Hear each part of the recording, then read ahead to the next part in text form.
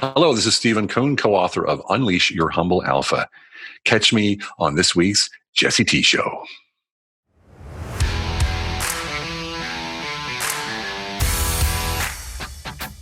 Okay, so I was in a toxic relationship at the time, just really bad, and I was on the verge of being homeless because I lost everything. I was sort of living with her and sort of not, and she was just very demeaning. Oh, the loser came and hold a job. You lost all your just money. Beating you up mentally and just emotionally. mentally, yeah. And we were in a car one day, and she started, and I said, "Get out, out." It was in the neighborhood, and I hit the gas. And literally 100 feet down the road, there was a police speed trap. So Oof. At that time, I was balling. I was like 250 pounds, like muscle.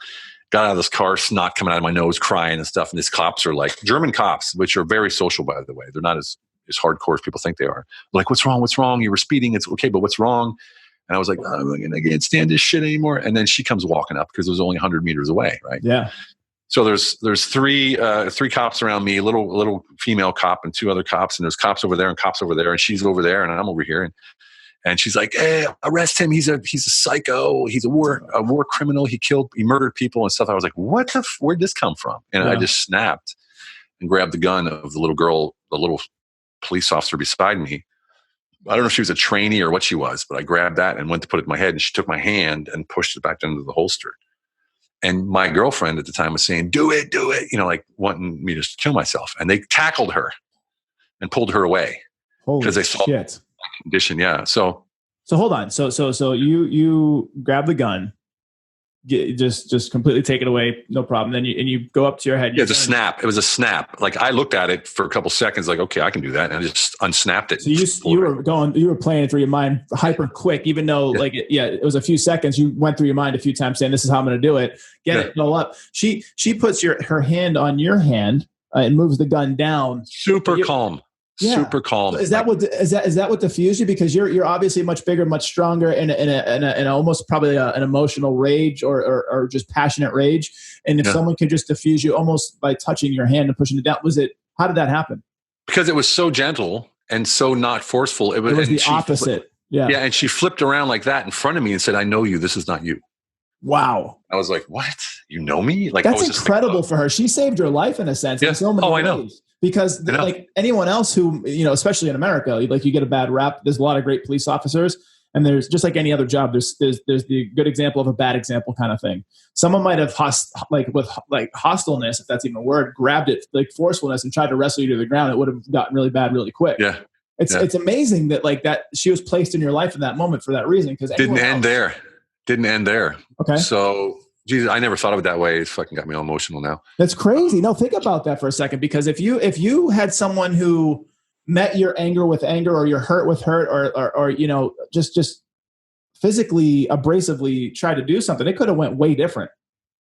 It's amazing that it went that way. That she just gently, kind of almost like an angel, just like said, "No, you're had love for you." Yeah, completely. And the best part's coming. So they took my license in my car because I was speeding like 100 in a 30 zone. And I walked to my apartment, which I had just rented out because I couldn't afford it anymore. And the guy was there, but he said, I'm leaving. So I went in, and I went into my closet, and I took out my uniform. I hung it on the wall, fixed the ribbons and stuff and made it straight. Took a picture of myself in the military, put it underneath there, and pulled out the K-bar from the Marines, which is a big bayonet, a knife. Yep. And I stuck it to my neck, and I was just going to slice, super sharp. I was just going to slice it right through, and a knock at the door. It's like an hour and a half later. What? And I was like, God, I can't even kill myself. Like I was like, I can't even, And I went to the door, and guess who was there? It was that police lady again. Yeah.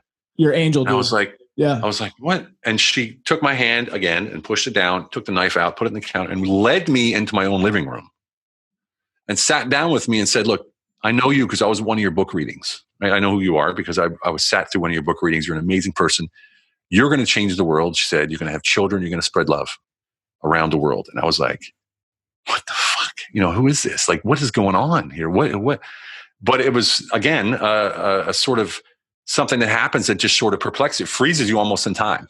I get chills right now. I can't believe this story. It's incredible.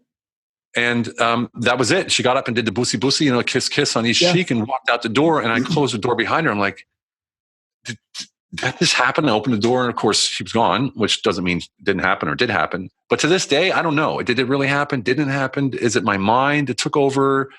Did God somehow help me, or the spirits, or an angel? I don't know. But I take solace that she was there, boy, either way, because she saved my life. And I called my buddy Michael in Austria, and I said, dude, if you don't get me out of here, I won't be here tomorrow. Like, I can't do this anymore, And he sent me a plane ticket. I took off to Austria. Didn't tell a soul. Didn't tell anyone where I was going. I didn't pay rent. Couldn't pay it anyway. Didn't pay my bills. Didn't go to my my girlfriend. Didn't tell anybody where I was going. Just disappeared. And he put me into a monastery of Benedictine monks. Right. So I ended up spending almost like 8 months in this monastery. Right. Didn't tell him. Only my parents knew, and my brother. And that was it. And I was gone. You needed it. You needed to separate from life and like disconnect. Magical.